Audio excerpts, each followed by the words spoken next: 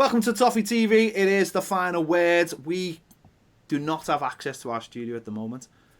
Quarantine and all that kind of thing. So this week we'll be doing videos like this, unfortunately. It's not great, but it is the way it is. We have got Baz and Andy on the line, ready to discuss Everton's victory against Crystal Palace and a number one song in the charts as well. It's all good stuff. It's all good stuff.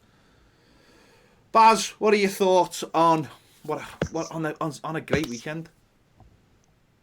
It was a great weekend, capped by the number one on iTunes. That's the big thing. Miley didn't see us sliding into those DMs at all. But no, listen, a fantastic win at the weekend. Said it before. It was a test that we had to overcome, and we did do. And I think without playing brilliantly, because I don't think we did, we certainly weren't as fluid, particularly in the second half of the weekend. We were still able to have answers to their questions. We stood up, we were countered.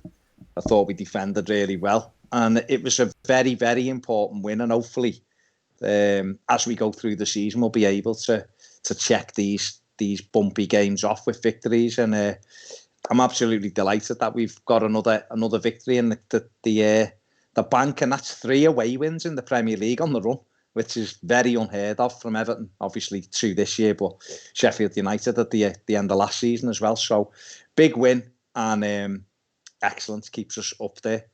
Andy?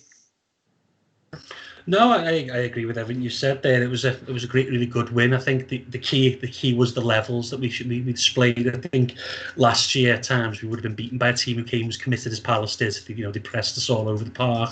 They put us under pressure. They played at a high tempo. And I think at times last year, with the unfortunate with the mentality at times we would have wilted under that pressure. I thought we were generally comfortable in this game. We didn't have too many chances. I think we defended really resolutely and well, as you said. And I think it just goes to show that Carlo's got the system working now, 4-3-3, 4-2-3-1, but a hybrid depending on how you look at things. And I think obviously that sprinkling of qualities made the real difference.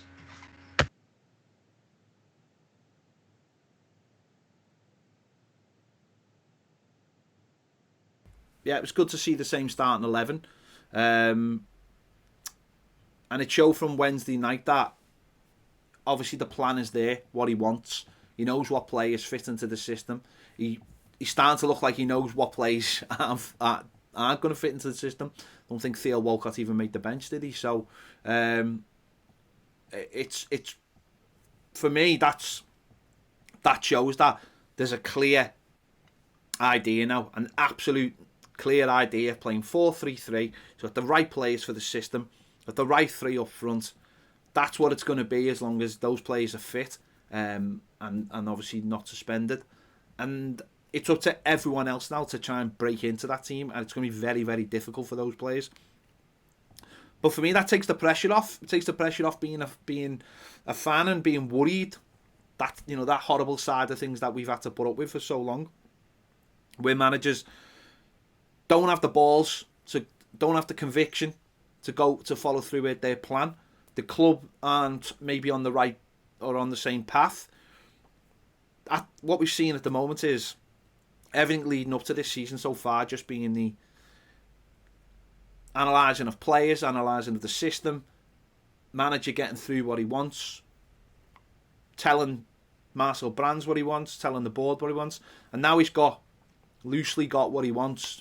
We obviously all want other players, but it just feels as a fan that I feel certainly a lot more relaxed watching this team, and even when you do concede a goal, there's not the worry as much, because you feel like hopefully we'll get ourselves back into the game, because we've got good enough players and we know what we want to do now, and the players are all fulfilling that. And I think this game showed that, because Crystal Palace were very, very tricky opposition, especially they went to Old Trafford last week, won.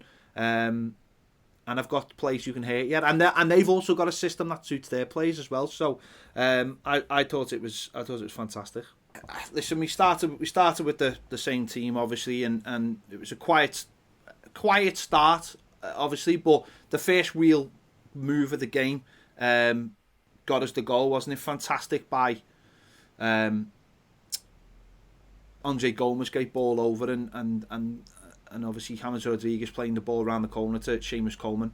Puts a lovely ball in, and Dominic Calvert-Lewin finishes. Goalkeeper probably could have done better, but it's 1-0, and it's the first real bit of class we've seen in the game. And I just thought, it's the little things like that at the moment that are separating us from certainly where we were last season. Just that killer ball, that little pass around the corner, and Seamus Coleman as well, working so hard at the moment.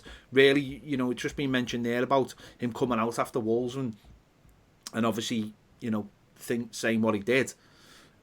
He's really illustrating that this season so far. He's the one. He's really shown he's the captain. He's really shown he's the leader. To get up and down like he did in this game, and obviously set up the first goal. Baz. Really great ball by Gomez. But what was good about that was, and me and Andy did this on the numbers game, where Rodriguez makes the pass, Decore's already covering. Seamus has gone on. Decore's on the right hand side with it. And Coleman lays it back. It comes back inside. And Rodriguez, first ball, Coleman's gone. Once he's laid it, he's gone. And James, you're right, Ped, that little bit of... If that was... And this isn't having a go at Walcott or someone like that, but if that goes into Theo there, he takes a touch. He tries to go away from the player. Whereas James is that good that he's seen Coleman's run before the ball's got there. And it's a right foot inside. I think it's Mitchell there, fullback. And Coleman's the wrong side of him. The kick can't touch him. Good ball. And I've seen this, the keeper Guata could have done better, but it's a snapshot from close range. He's reacted to it, okay. A bit further over, he gets a hand on it. Because it's here, he can't. It's a great finish by Dominic Calvert-Lewin. It's another first-time finish, which is... We loved Jelavic for that, didn't we? One such finishes. And I heard Carlo talking about him at the weekend, about Inzaghi, and then one such finishes. And, Dom was in the right place at the right time. It was a perfect start, really. And we just after that, we just got hold of the ball and we were knocking it round. They were a threat, of course they were, but we were able to just control things and knock it round. And, there was a 400-odd short passes that we played, which is a big shift in the way we're playing as well with that midfield three. So, really good start. And, that, like you say, that little bit of class from James is what will unlock defences, Andy, won't it?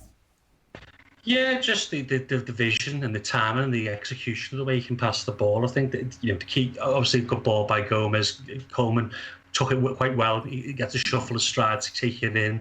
As you pointed out, as we discussed on the number show, Decore ready in case the ball broke out and Zaha was going to be on his bike. He was ready to block him off there, which was smart by him. And I think the key was the goal came at the right moment in the game for us. I think Palace had started well. They had a bit of tempo about them. They were getting into our final third, and I think that goal, takes the play. Obviously puts us back on.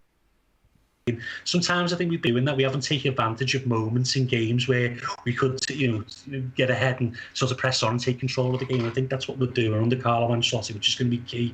And I think a good finish by Dom, of course. Keeper did make, but at the end of the day, as you say, snapshot. Goalkeeper's only human, can't save everything. He put a bit of power on it. It ended up in the back of the net. So good start, 1-0. Yeah, it was.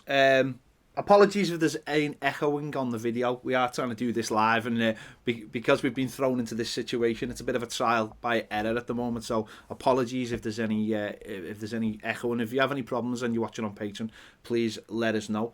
That was the point. We had control of the game, and I suppose the disappointing thing after the goal was that we never really pushed on to get that next goal. We kept modest control of the game, but I felt like Crystal Palace started what they were doing. They wanted to play on the counter attack. Obviously, I felt like that was getting more traction than us trying to keep the ball. I felt like we were keeping the ball really well, but without really going anywhere. And then they were getting up the pitch. They were getting soft free kicks, soft corners, which obviously they thrive on.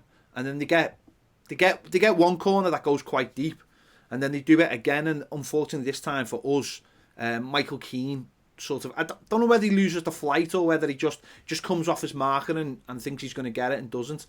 And the lad headers it in, and obviously there's nothing Jordan Pickford can do, and it's a bit of a soft goal, really, considering considering how good our goal was. I hate giving goals up like that, and they were back in the game. Baz? Yeah, it started in their half with Andre Gomez actually giving the ball, messing around with the ball, and we give the ball away and they break on us and get a corner. So I was kicking, me imagine they capped them when they got the corner out of it, because you know that, I wasn't early on, you know that that's their, a strength for them. And we got away with one, the deep corner before, but on this one, it's Michael Keane and Richarlison. The pair of them have let the lad go in between them, and Keane gets, I don't know whether he gets underneath it or he just can't make the jump and it skims his head. But Richie's got to be right into Coyote, and he's not. He stood off him. He jumps, but he stood off him. And it's a good header by the lad. And you're right, I've seen people blaming the goalkeeper for the goal. Nothing Pickford could do. It was flashed past them. And it's a 1-1. And it was just that. If a team scores a good goal past you, you just hold your hands up, don't you, and go, no, well, what can you do? But it was a cheap goal in the context of it, and frustrating. But I suppose the one good thing you'd say about it was we just got back hold of the ball again and started trying to play again, which is not normally what we do. And no, I think the issue there is I think Coyote was quite clever in his movements. He got between in the zonal mark, and really you're marking zones, aren't you? And Richarlison was a bit weak, I thought, for the ball coming over. He got past him, and Michael Keane obviously under the ball because he's in his zone, if you will. And yeah, I think I think it's a bit harsh to blame Pickford. Obviously, he's not had a great time on Wednesday, has he? So obviously people's focus are on him, but he's not going to save every shot. Sometimes he's going to concede goals, and they're not always his fault. I didn't think he was particularly at fault for any of the two last week at West Brom. I think he could have done better, maybe, but I think people need to be honest in their appraisal of Pickford. When he criticism, he should get it. When the ball out the back of the neck, pick the ball out the back of the neck because it's good. It's one of those things. Yeah, it was just one of those things, wasn't it? It was something we've got to learn from and obviously do better on for the next game, because I just hate conceding goals from set pieces. I absolutely hate it. But obviously the main controversy for this game, the main controversy from the weekend in terms of football, is this handball situation. We'd had a VR check before, obviously the penalty. The ball hit the lad on the side of his arm. I mean, for me, I don't believe that's a penalty. If your hands are by your side and they are firmly on your body, I think that can't be handball. That can never be looked at handball, as far as I'm concerned. But the next one, obviously, I think it was a ball from James Rodriguez, wasn't it? Played over to Luca Dean. Luca Dean heads it down, and it hits the lad on the arm. Now his arm's sticking out. I don't know whether he's moved his hand towards the ball. The rule doesn't really mean he has to, move it. He's got his hand sticking out. The ball was falling into the path maybe of Richarlison. It's been checked. The ball went down the other end of the pitch, I think, as well, didn't it? So it was checked. Referee does the right thing for me. Goes over and has a little look at it himself. That's what I'd want to do him to do if it was at our end, just to double check it. I think that's what he should be doing on anything like that. And he's decided to give it. Baz, what were your thoughts on that one? Well, I actually thought the first one was a penalty, because you stick your arm out and move towards the ball like Joel Ward did. For me, easy for you to say.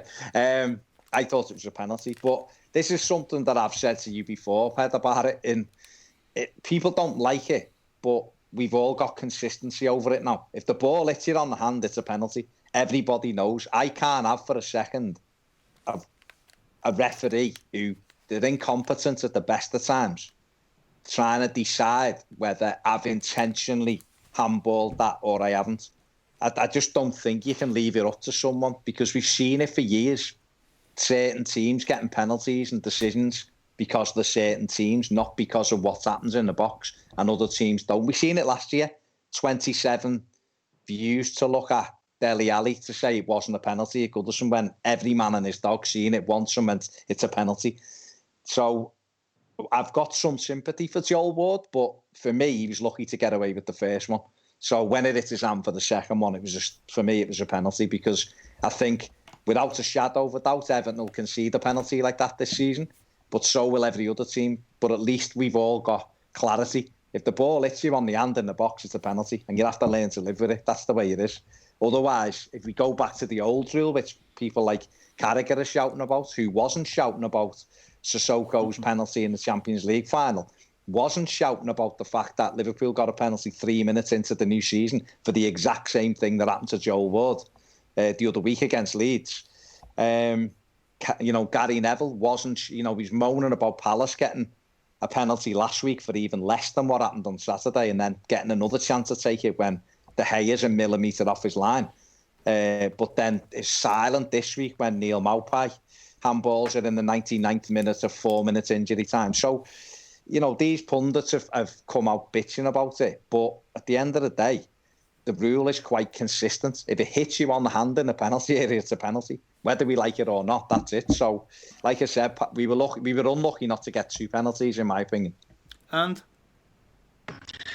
I hate the new rules. I'm going to be honest. I absolutely think they're awful. I think if you can't, come to a sudden stop and use your hands by your sides to balance yourself, I shouldn't get hit in the hand with the ball. It's a pen. Now, don't be wrong. I'm very happy it worked that way on Saturday. But it's one of those things, isn't it? That I understand why they've gone with a blanket rule, because it makes it so much easier for referees, and as Baz rightfully said, they're not the best at deciding, are they? But I think overall, the rule... do you know what, though? Well, we all say this now, and we complain about the rules. I'm sure, as Baz said, we'll concede a penalty or a couple of penalties like that this season, and we'll moan about it.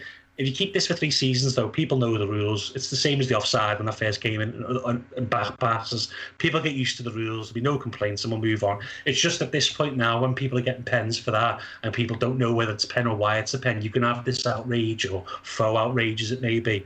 And I think it'll sort itself out eventually. I don't like it, but I get why they do it. Don't we always have that one weekend a year when a new rule comes in where it always just seems like it happens in every single game? Because you're both absolutely right there. We've had other examples of this rule. I was talking to my missus about it on Saturday. We were watching it going, and I'm not mansplaining, by the way. I was just trying to get across to why one was a penalty and why it wasn't in terms of the rules, the way they're supposed to be looked at.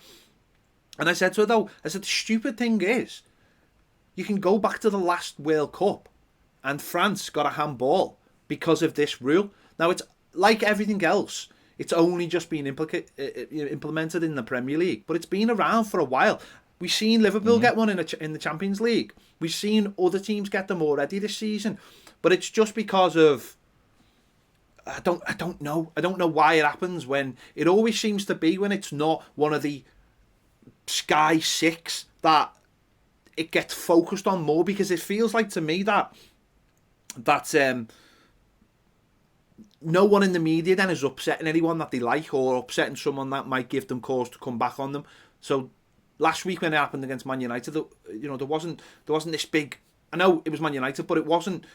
It was murmurs, but it wasn't huge. But maybe because it was Man United versus Crystal Palace or whatever, I don't know. But this week, because it's 2 teams that are seen as like not part of the big 6, suddenly it's like, let's make a big deal out of it. And it's ironic that you go back to the Nias situation, and Nias was against Crystal Palace, and it was like, again, it was like they had nothing else to talk about that day, so Danny Murphy decides that he's going to pull it up on Match of the Day because he can have a rant and rave about it because it's Everton and it's only Crystal Palace or whatever.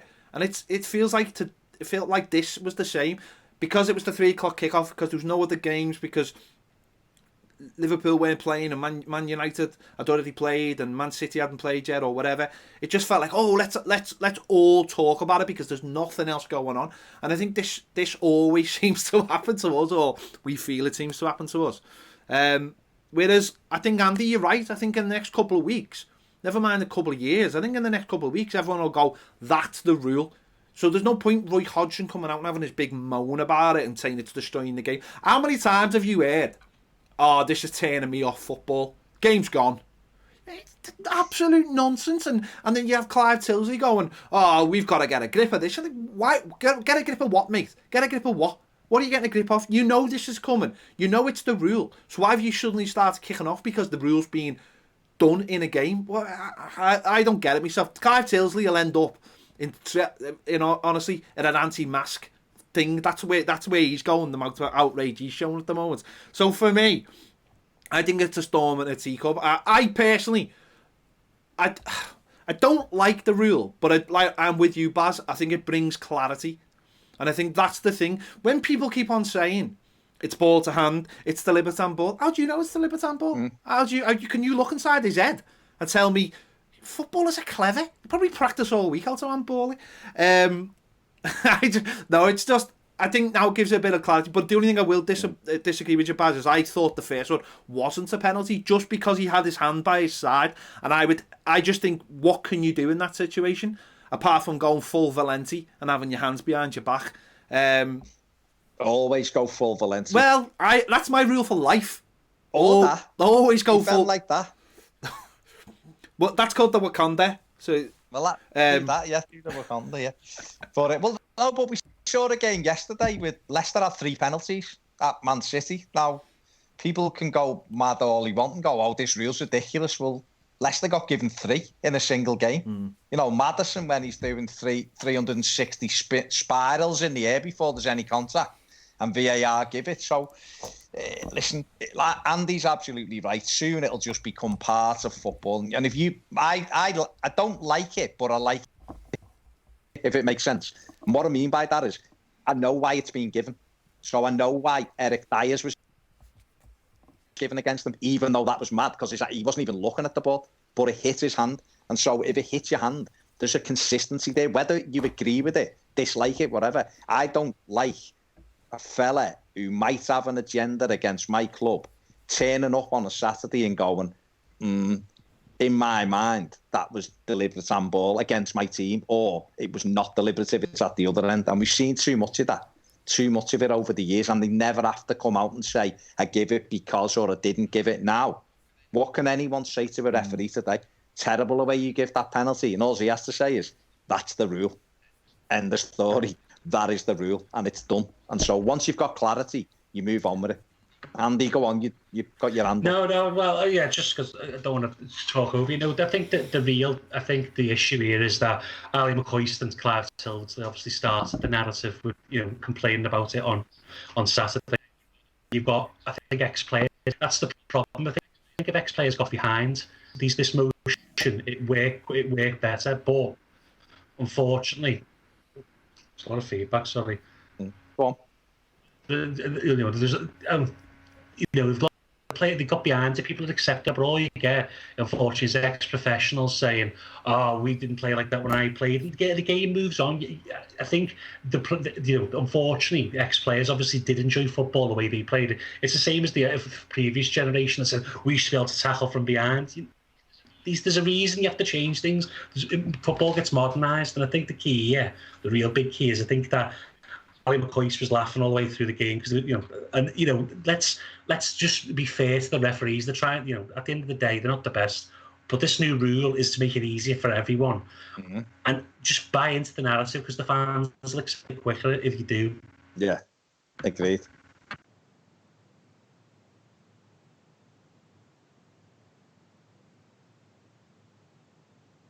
For the next few weeks, it's going to be an ongoing situation. Any issues about Richarlison taking the penalty? Because I think we all remember the last time he took one for Everton. I was hoping it'd be Dom, to be honest. And I thought if it wasn't, it'd be Luca Dean. But no. If he's confident, I don't like his run-up. Not gonna lie. We've had 2 penalties this season. Moise Keane doing the hop, skip and jump before he took his, and we've had Richie stuttering. Both put away superbly well, so they can moonwalk up to it as long as they score. I don't care, but I'll be honest, I'm not the most convinced about Richie taking them, but then again, he did score in the Copa America final, didn't he, which was a massive penalty moment, and he took that. Delighted that he smashed it in, and he's fully up and running now. It's 3 goals in his last 2 games. So, I mean, Andy, what do you make of his style? I've got no problem in how players take penalties as long as they score the goal. Really, I think you can, as you say, you can do a backflip and a moonwalk. It's the ball as long as they hit it straight and true. I'd worry slightly about Dom. don't get me wrong, he's scoring goals, but I don't know.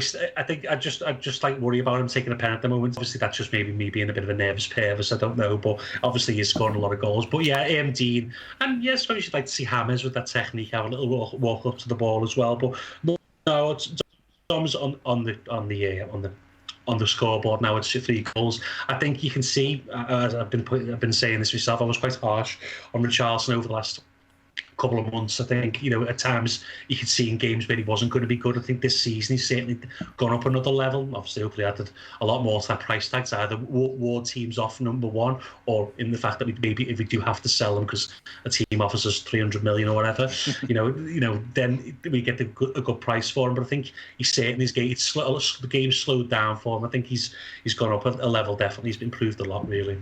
Yeah. I thought he was. I thought he was fantastic. Richarlison again works so hard, and I thought the pen was brilliant, to be honest. And I was a little bit worried because I remembered the penalty in the League Cup last year, but obviously after taking one in the Copa America final, finished it well, give us the lead, looked really confident, and obviously we took that into half time, and we come out after half time, second half, and it was difficult, wasn't it? Because they really got hold of the midfield a little bit more in terms of they were snappier in the challenge, they were quicker, they were playing on the counter attack, and they were starting to get a lot of the ball, and we were faced with a very different game really than we faced in the last couple of weeks. Baz?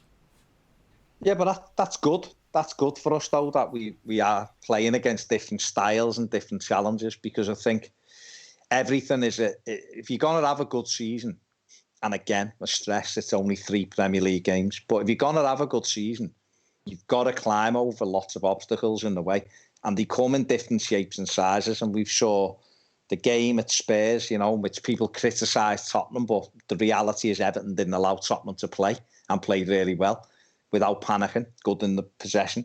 West Brom was a different threat last week. We had to come from behind and they stuck with us, and then it was 10 men. Are you good enough to move the ball quick enough? And we come over that, no problem.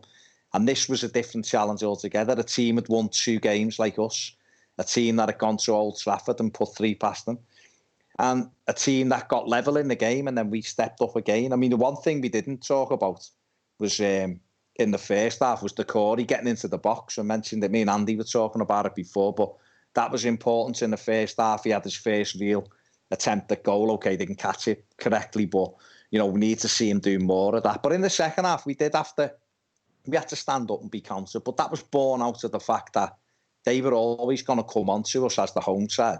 They had nothing to lose. And don't forget, we had, Dom had the chance, half a chance that he stabbed wide off a corner. And then we had another one that he knocked down brilliantly, and Richie just couldn't get there before they cleared it. So we did carry a threat. But what I was really pleased about was we nullified them. They ended up with 8, but 2 of them were from about 60 yards. And they only had 1 on target because we simply didn't give them any time to make any decent chances, really. The only one they had on target, they scored. So, I mean, Andy, were you impressed with the way we did manage to nullify them to a certain degree? Yeah, I think the pressure on the ball was good generally. I think the key with Everton this season is the intensity of the press, but it's smarter. I think under Marco Silva generally we tended to overpress a lot and end up leaving it short. And obviously when we had Garner Gay, that was fine because he could sweep it up. But when you had Gylfi Sigurdsson and Tom Davies, your 2 centre midfielders, we just couldn't cope, unfortunately. And I think with Alan, Decore, smart players, they knew the position and well. Don't be wrong. Sometimes at times they got caught up, but they always dovetail each other smartly. They clean up for each other.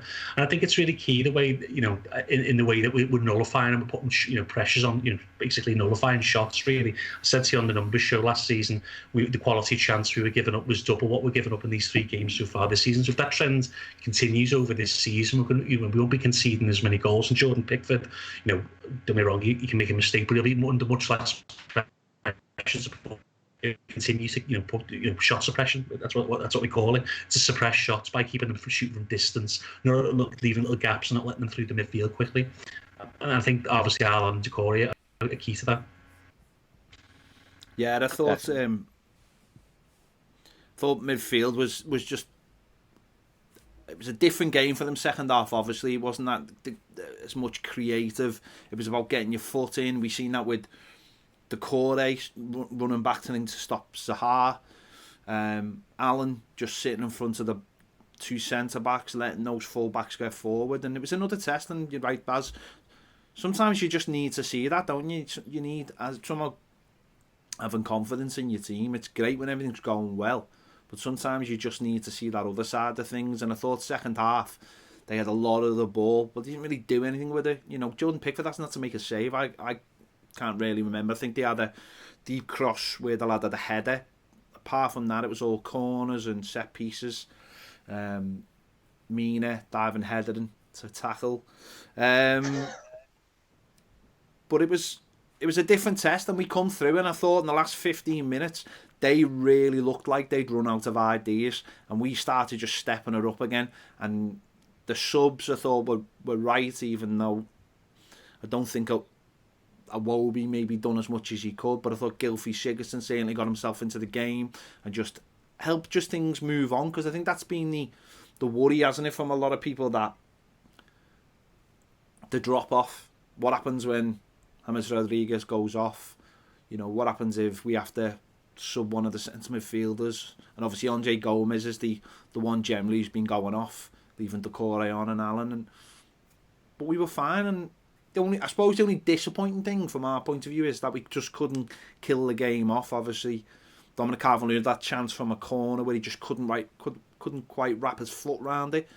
And that would have been nice just to ease the nerves a little bit. But I thought towards the end of the game we were very comfortable. Yeah, you'd always have that little Everton moment, don't you, when you get to injury time, you just think, don't throw this away because they haven't deserved it. I think it's different when you're hanging on. You're kind of half expecting it, but we weren't hanging on at all. I think for me that's been the biggest change, I would say, or certainly one of the biggest changes, just how comfortable we are in possession.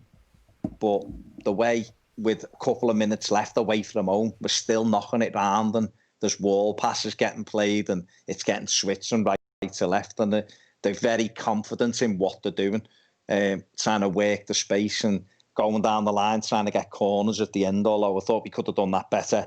Just kick it against people's shins and get a corner. But in general, there was that large element of control over it, and the more you do that, of course, it breeds confidence. It breeds confidence from us as fans, because we're, like you've just said, Ped, you're trusting them to see the game out. But it breeds confidence for the players to go, well, this is what we do when we get in these moments. This is how we keep the ball. This is how we win games.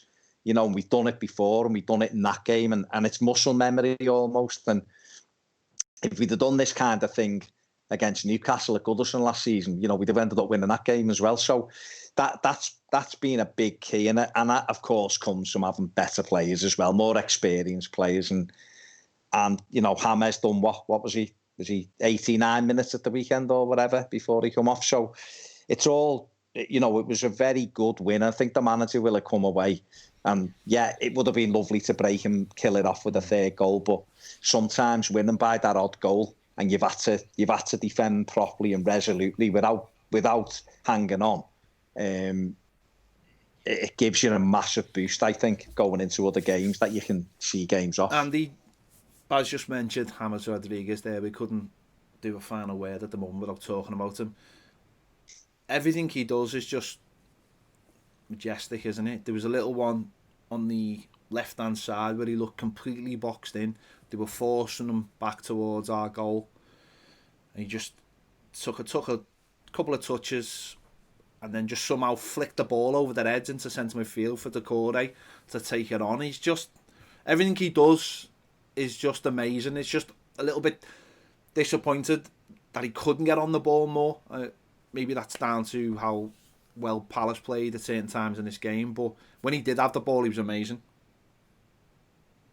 I think James at the moment, I don't think he's like fully fit. I think obviously still getting back to that game sharpness that he had, you know, because after being out for so long. So at the moment, he tends to sort of pick his spots in games. But as I said to Bars previously, like, he's just so much quality. Whereas if another player was trying to do the same, it maybe hit or miss. But he's just so so much execution, so much intelligence on the ball that he can pick spots, but also have such a massive effect on the game. Like you're saying, it's the intelligence, really. It's the movement. He isn't the quickest. No, he's not the world's best dribbler. No, but he just has to buy half a yard for himself to see an angle.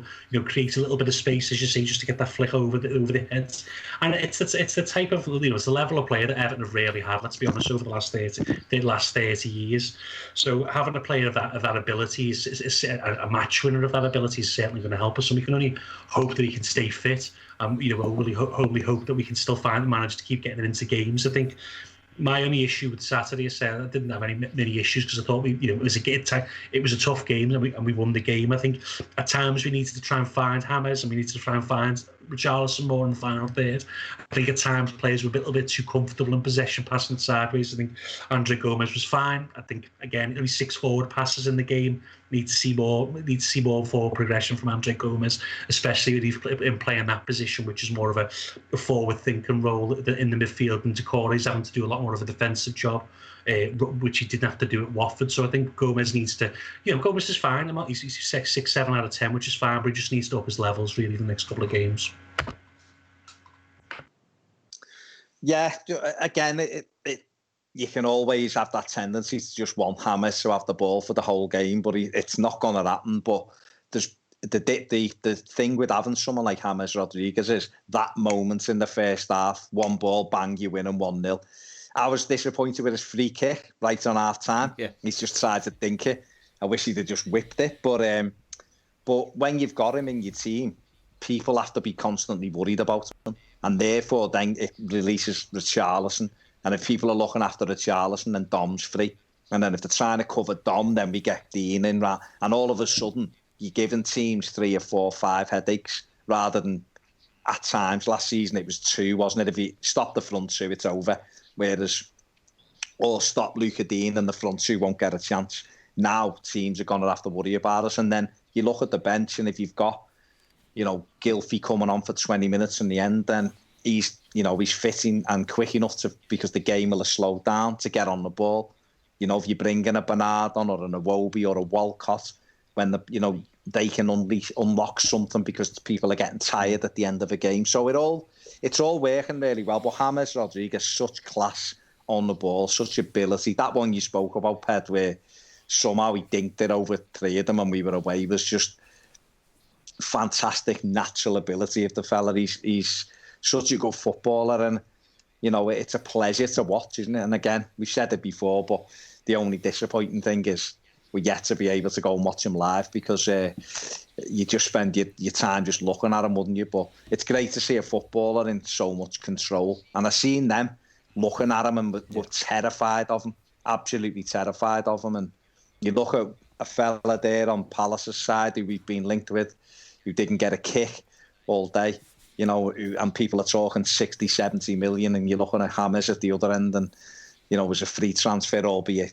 big wages, but, and it's like chalk and cheese. Not that I wouldn't have Zaha, I'm just saying he couldn't really get into the game, but James, while he wasn't in the game as much as we'd like, those moments that he can just flip a game like that is what will happen, and that if we keep him fit, it's the reason why Everton can have a very good season because, the manager said it in his press conference, the front 2 should be getting 20 each this season when you've got him behind you. So they're giving it a good go anyway. That's 8 for them so far, so it's not bad. Yeah, absolutely. Anything else either of you want to bring into the conversation? I want to bring Yerry Mina in to the conversation just very quickly. And I pointed this out with Andy on the numbers game thing, but people were telling me he was awful at the weekend. And yeah, you read his stats out. It's 90% passing average, 6 out of 6 blocks completed, 5 out of 5 headers completed, 8 out of 9 aerial duels won, 4 regained possession 4 times. He was fine. I don't know where this narrative comes that he's terrible or he's dodgy or whatever. It just surprises me. So I just thought people are doing him a little bit of a disservice, I thought. And the other thing as well is he engaged Zaha early on into a bit of mind games, a bit of, yeah, all right, let's do it then. The one he went down with, he was in Zaha's face. Zaha was whinging like he normally does. And I think that puts a heart off his game a little bit, you know, and there's that element to it. Yes, he gives silly free kicks away, of course, and that's what he's got to tighten up. But I thought he was fine at the weekend. I mean, don't know what you thought, Ped. I thought there was a couple of times where he gave the ball away stupidly. But defensively, I thought he was fine. I think the problem with the McPartland situation is he's so big that even if he just engages somebody, they fall over. Referees just give it as a foul. That's just his size. And I think we all have this, not all of us, but I think we certainly look at him and think he's got mistakes in him.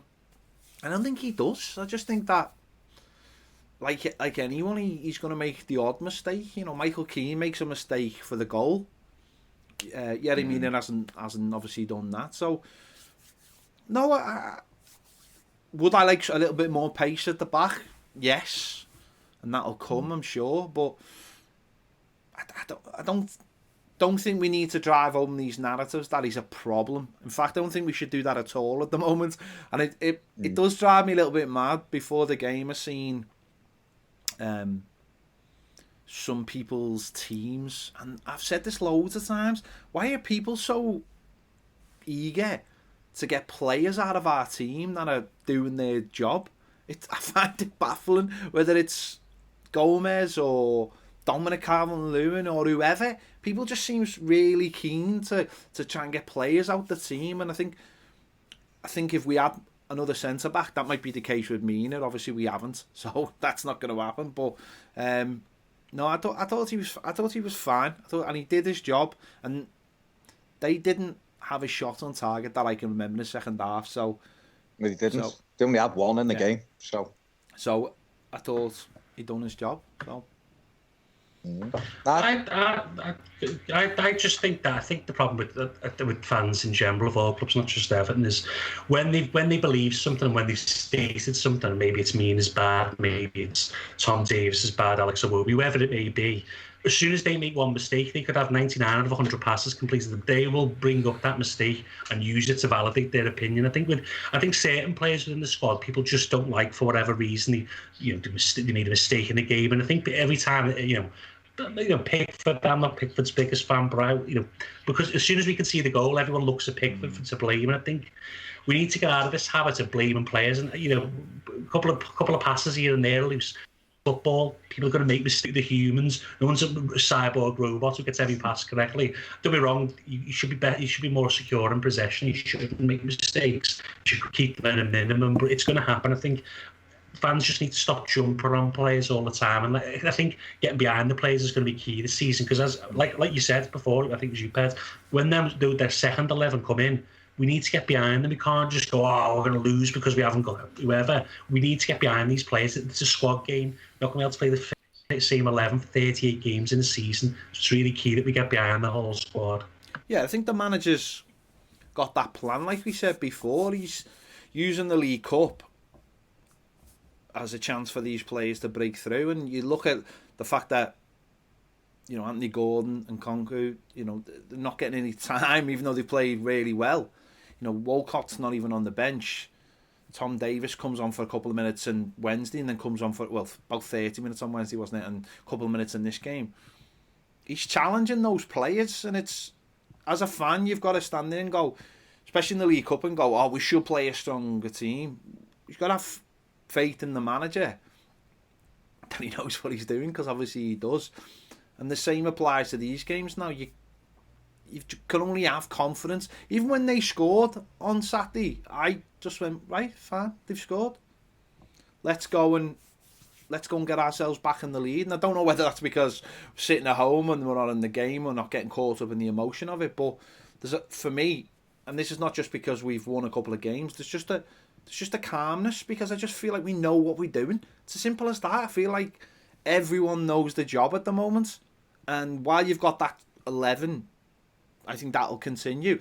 And if there's players going to come from the outside in, they know what they're doing, because they've played a couple of games in the League Cup as well. So it finally seems like we've got a team and a manager and a club and a number one song in the charts and it's all going well. It just feels like good. It feels like real. There's a word there though, isn't it? And that's trust. And because you do trust in the manager, you're trusting in his processes, and you've seen the evidence this summer that he's gone and got 3 players who've really improved the team, and the other players are looking and going, oh, hang on a sec, this fella can get James Rodriguez in.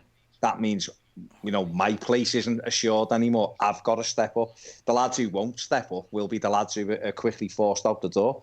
But we do have to have that trust. And you're right, Ped, even, maybe if we all... I mean, I wasn't as calm as you when they scored, I'll be honest. But you're right. I did think, right, okay, well, let's get back in front then. Whereas other times, I think because we don't have that trust in players, or we don't have trust in the manager, the world's caving in at that moment when the ball goes in, and you're expecting that's it now, 4-1 to them. And it wasn't. It was more like that was annoying that we just give them something they didn't really work for. But then it's like, let's get back on top of it. And because you've got good players, you can go and win the game then. And trust's going to be key, Andy, isn't it? If we're really, truly going to go forward as a club, trust has got to be key with the fans as well, hasn't it? As well as the players. Yeah, you still see people complaining about Andy Gordon not being on the bench. Andy Gordon's 19. Carlo Ancelotti has brought through many a young player over the years. He maybe doesn't think that Andy Gordon should play twice in a week. Maybe he thinks that he needs to give him that little bit of toffee, so he goes up at the level. Same with Nkunku, left back on the bench. You don't need left back on the bench if you've already, what I mean.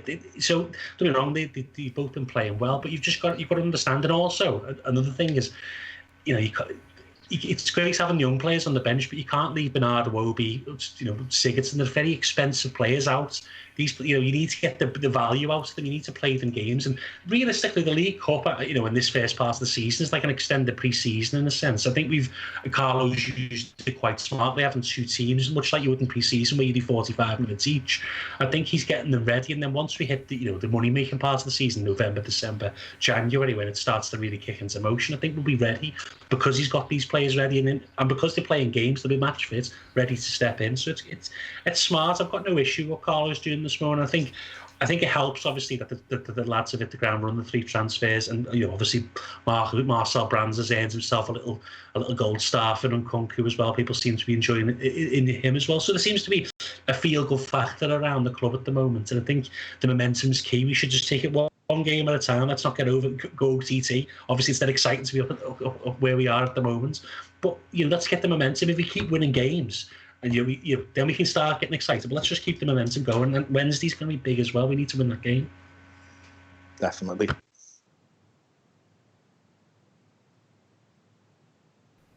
Better of a team in Michael, wasn't there? Absolutely. Yeah, I think that's it. I think we'll leave it there for our first and hopefully last final. Oh no, it won't be our last, because we'll have to do it on Thursday, won't we? After the West Ham game, unfortunately. Yeah. I can't wait to get back in the studio, because all I'm doing is going over there to the laptop, changing camera angles. So apologies if there was sound problems at the beginning of this video. We are just trying to get it going, and we'll be back to normal soon anyway. So let us know your thoughts in the comments. Give this video a like.